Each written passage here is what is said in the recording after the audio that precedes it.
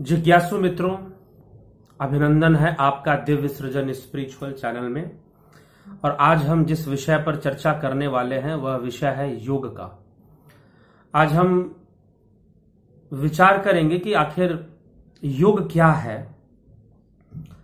और लोग समाज के अंदर योग को समझते क्या हैं, किस रूप में योग को देखा जाता है और जिस रूप में देखा जाता है क्या वह सही है, उचित है। तो सर्वप्रथम तो आप यह जान लें कि किस रूप में समाज के अंदर योग का प्रचार है। तो योग को जिस रूप में वास्तव में जो देखा जाता है वह इस रूप में देखा जाता है कि योग स्वास्थ्य वर्धक है, अर्थात हमारे शरीर के स्वास्थ्य का विकास करता है। और कुछ लोगों के अंदर यह भी मान्यता है कि मन के स्वास्थ्य का भी विकास करता है। यद्यपि ज्यादातर लोगों के अंदर यह मान्यता है कि शरीर के स्वास्थ्य का विकास करता है। जहां पर हम अंग्रेजी दवाइयां खाते हैं, अंग्रेजी दवाइयों के साइड इफेक्ट से पूरी दुनिया त्रस्त है, यह बात बिल्कुल सत्य है। लेकिन अब जो है वो करे तो क्या करें, उसका क्या विकल्प हो सकता है। तो एक योग बहुत ही अच्छा विकल्प है कि अगर हम योगासन करते हैं, यौगिक क्रियाएं करते हैं, प्राणायाम की यौगिक क्रियाएं हैं, अगर हम उनका अभ्यास करते हैं तो हम अपने स्वास्थ्य को बहुत ही अच्छा रख सकते हैं। और विशेष करके ऐसे समय में जब एक महामारी फैली हुई है, वैश्विक महामारी है, वैश्विक संकट है, कोरोना पैंडेमिक, जिसे कोविड-19 पैंडेमिक कहा जा रहा है। तो वो ये जो महामारी है उस समय जिसकी कोई वैक्सीन दवा नहीं है, तो एक योग के माध्यम से व्यक्ति अपनी इम्यूनिटी पावर को बढ़ा सकता है, उस बीमारी से वो लड़ सकता है। तो ये एक विकल्प के रूप में योग सामने आ रहा है, बहुत बड़े विकल्प के रूप में। तो निश्चय ही योग से बीमारियों को दूर किया जाता है। पहले योग का प्रचलन बीमारियों को दूर करने के लिए नहीं था। पहले योग लोग मानते थे कि आप फिटनेस के लिए, आप फिट रहेंगे, आपकी बॉडी फिट रहेगी, स्लिम रहेगी, आप अच्छे दिखेंगे।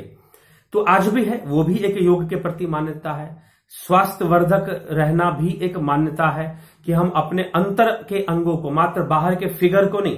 पहले तो योगा को लोगों ने फिगर के रूप में लिया कि अपना फिगर अच्छा रखना है तो योगा करिए, आप मोटे नहीं होंगे और जो है आप अच्छे दिखेंगे, आप सुंदर दिखेंगे, आपके शरीर की आकृति, चेहरे की आकृति अच्छी हो जाएगी। तो यह सब उद्देश्य था योग का। फिर बाद में थोड़ा और डेवलप हुआ, नहीं किडनी खराब हो रही है तो भी योग करना चाहिए, लीवर खराब हो रहा है तो भी योग, लंग्स में कमजोरी आ रही है, रेस्पिरेटरी सिस्टम वीक पड़ रहा है तो प्राणायाम आदि की क्रियाएं करनी चाहिए। तो यह भी एक उसका एक एक्सेप्टेंस लोगों के अंदर यह भी है। तो चलिए, ये दो एक्सेप्टेंस जो कि भौतिक है, जो फिजिकल है, जो कि शरीर से लेकर और जो है हमारे फिटनेस से लेकर और हमारे स्वास्थ्य से लेकर योग का संबंध बनता है, बहुत अच्छी बात है।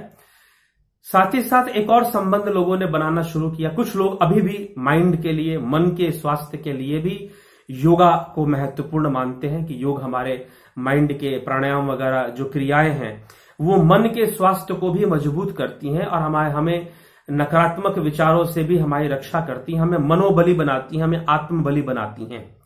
तो यह भी योग का महत्व कुछ लोग मानते हैं, पूरी दुनिया इसको मानती हो नहीं, लेकिन फिर भी लगभग पूरी दुनिया ये इतनी बात जरूर मानती है कि योगा से हमारा शरीर सुदृढ़ होता है, स्वस्थ होता है, हमारी जो फिटनेस है, हमारा जो फिगर है वो भी बहुत अच्छा बन जाता है अगर हम योगा करते हैं तो इस तरह की बातें लोगों के अंदर हैं और काफी इसका प्रचार हुआ।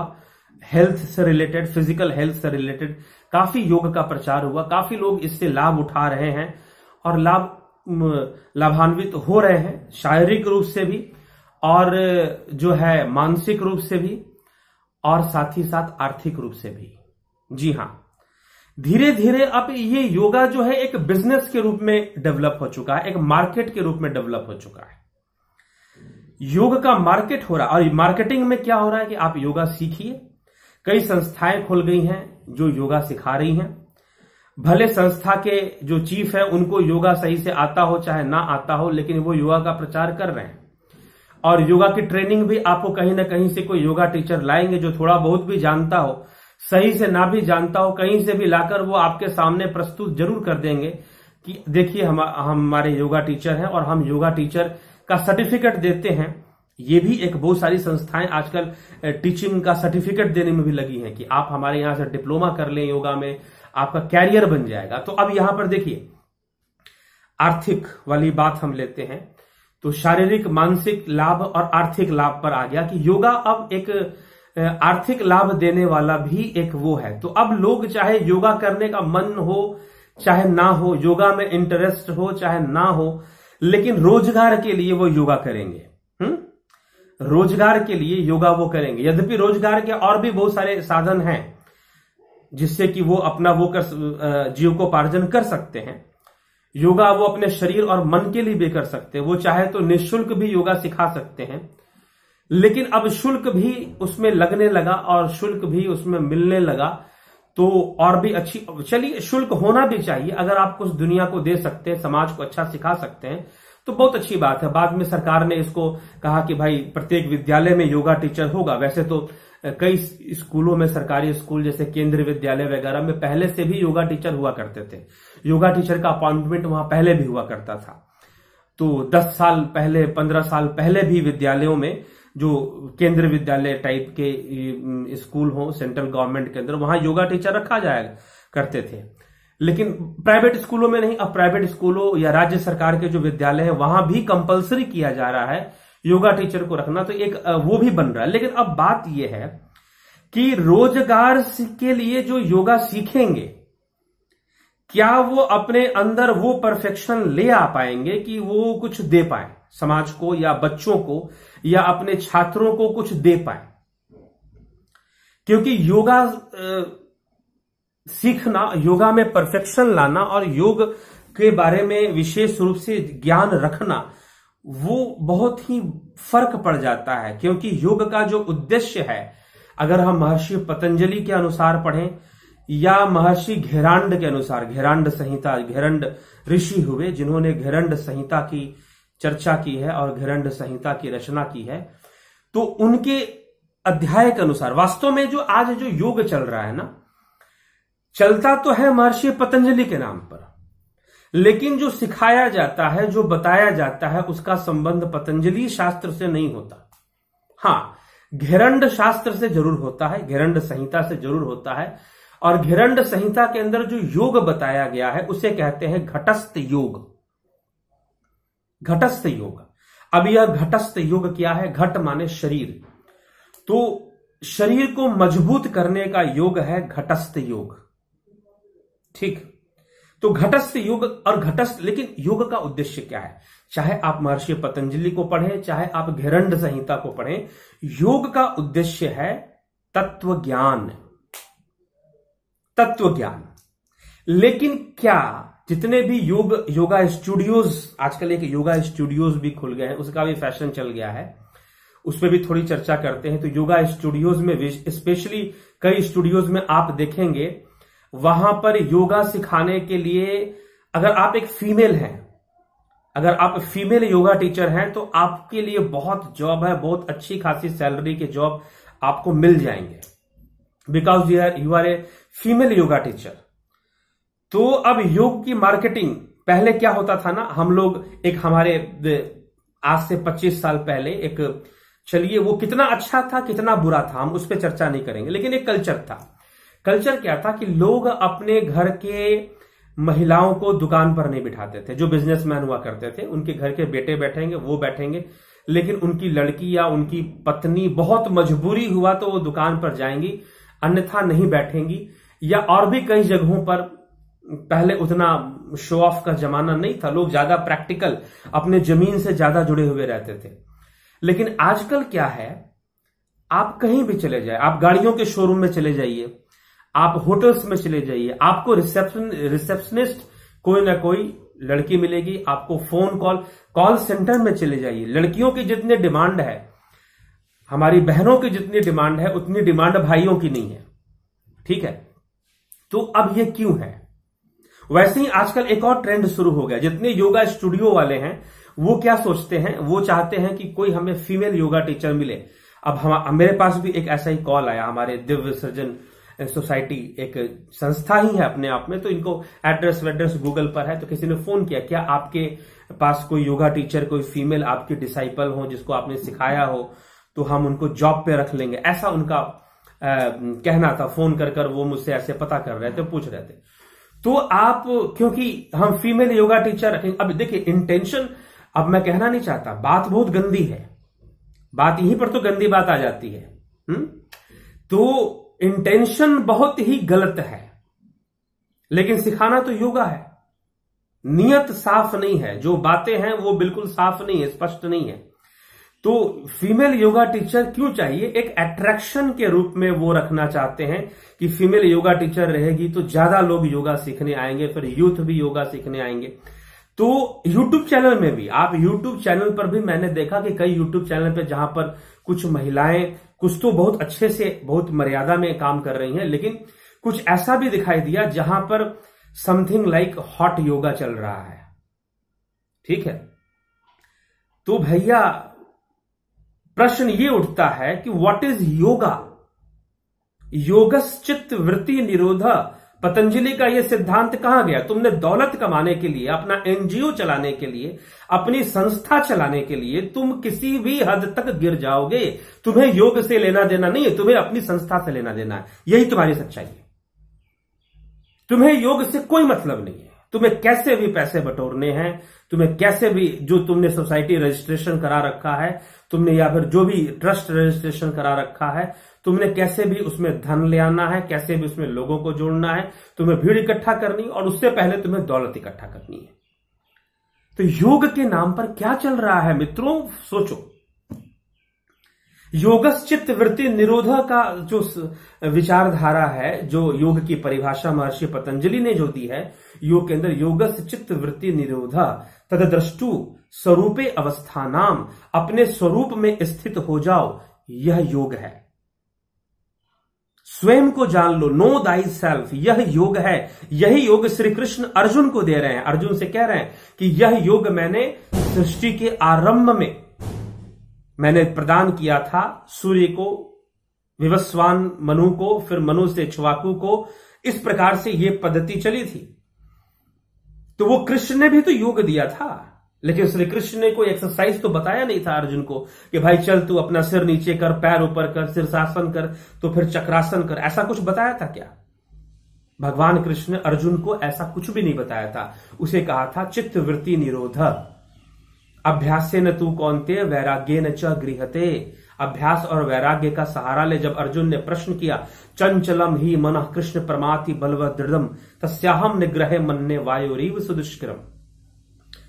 तो वायु के समान मन चंचल है, इसे कंट्रोल कैसे किया जाए? जब ये प्रश्न अर्जुन ने किया तो श्री कृष्ण ने अभ्यास और वैराग्य, महर्षि पतंजलि भी समाधि पाद में प्रथम अध्याय में ही योग शास्त्र के अभ्यास और वैराग्य को ही सबसे सरल माध्यम बताते हैं चित्त वृत्ति के निरोध के लिए। और चित्त वृत्ति के निरोध से होगा क्या? समाधि होगी, संप्रज्ञात समाधि, असंप्रज्ञात समाधि, सविकल्प, निर्विकल्प, सविचार, निर्विचार, इस तरह की गति का वर्णन महर्षि पतंजलि ने अपने योग शास्त्र में किया है। तो हमें ये जानना बहुत आज के समय में जरूरी है कि वास्तव में योग है क्या, और क्या वास्तव में योग हो रहा है जो हो रहा है। हाँ, कुछ योगाचार्य जो हैं, जो बहुत ही इस विषय को जानते हैं, तो उस दिशा में अब घटस्थ योग भी है। मान लीजिए घरंड संहिता ने घटस्थ योग का प्रतिपादन किया, तो घरंड संहिता भी कहता है कि आजीवन तुम यही मत करते रहो, तुम आजीवन अपने शरीर को ऐंठते और मरोड़ते मत रहो। शरीर को ऐंठना मरोड़ने की जितनी भी विधियां हैं, जितने भी प्रक्रियाएं हैं योगासन करने की और प्राणायाम करने की, वो इसलिए हैं ताकि तुम्हारा ध्यान सिद्ध हो जाए और तुम समाधि की प्राप्ति कर सको। वो इसलिए नहीं है कि तुम अपने बॉडी को जो है वो बनाकर तुम ब्यूटी कॉन्टेस्ट में उतर जाओ और थोड़ा सा नाम कमा लो, पैसा कमा लो, तो चित्त वृत्ति निरोध तो कभी होगा नहीं। तो कोसों दूर है। आजकल जो योगा चल रहा है और योगा के नाम पर जो चल रहा है और जिस तरह से योगा का मार्केट डेवलप कर रहा है, वो योग से बहुत दूर है। शायद वो योगा है, योग नहीं है, वो कुछ और ही चीज है। उसका संबंध पतंजलि से नहीं है, उसका संबंध महर्षि घरंड से भी पूरी तरह से नहीं है। चलो, घेरंड संहिता में क्योंकि एक्सरसाइजेस बताई गई हैं, कुछ अभ्यास बताए गए हैं, नौली धौली ये सारी क्रियाएं जो है बताई गई हैं, वमन की क्रियाएं, चलो उतना लोग करते भी नहीं है। बॉडी फिट हो जाए, चेहरे की आकृति बढ़िया हो जाए, हम अच्छे मॉडल बन जाए, हमारे अंदर एक तो भौतिकता है, कहने का मतलब भोग वृत्ति है। योग में भी लोगों के अंदर भोग वृत्ति आ चुकी है। तो यह एक बहुत बड़ी समस्या है, ये जो भोग वृत्ति है योग के अंदर, इससे बचने की आवश्यकता है। तो बचें अपने, इसलिए योग को समझें। योग वास्तव में, अभी एक आपने केस देखा, सुसाइड केस हो गया। मुझे लगता है कि जिसने लोग एक्टर ने, सुशांत सिंह राजपूत के नाम से एक एक्टर है, उन्होंने सुसाइड कर लिया।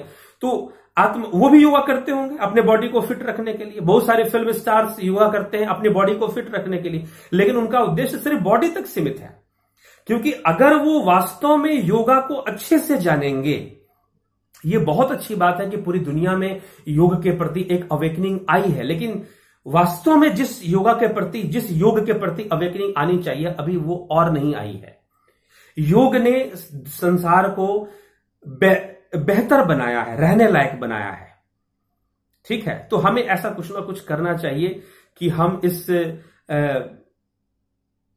दुनिया को बेहतर बना सकें, लोगों के रहने के लिए, वो अच्छा जीवन जी सके। हमें ऐसी चीजों का प्रचार करना ही चाहिए। लेकिन चलिए, स्वास्थ्य के संदर्भ में, शारीरिक स्वास्थ्य के संदर्भ में योगा का बहुत प्रचार हुआ है, लेकिन जो ओरिजिनल कॉन्सेप्ट है वो शायद जन समुदाय से छिपा हुआ है। कुछ लोग उसका अभ्यास करते हैं, कुछ लोग उस पर अमल करते हैं, लेकिन सब अमल कर रहे हैं या सब तक ये बात पहुंच पा रही है?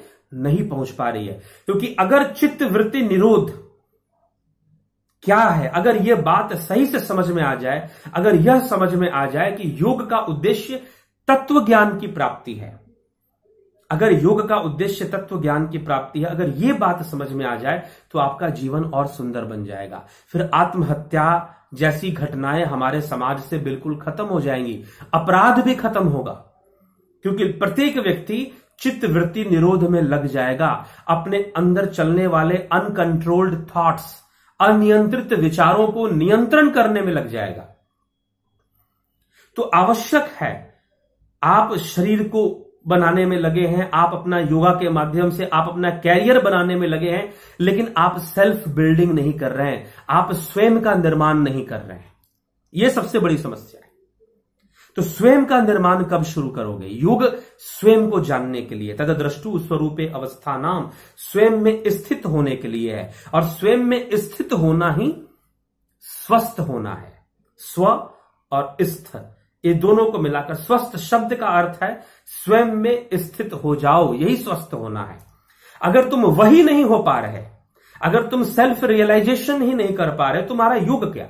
तुम योगा के नाम पर सिर्फ एक मार्केटिंग कर लो, कैरियर बना लो, जिसे तुम कैरियर बनाना समझ रहे हो, लेकिन वास्तविक लाभ जो मिलना चाहिए वो लाभ शायद आपको आजीवन ना प्राप्त हो पाए। योग करने के बाद भी, योगा मास्टर बनने के बाद भी, योगा टीचर बनने के बाद भी ना मिल पाए, और जीवन व्यर्थ चला जाए, बिना योग के ही चला जाए।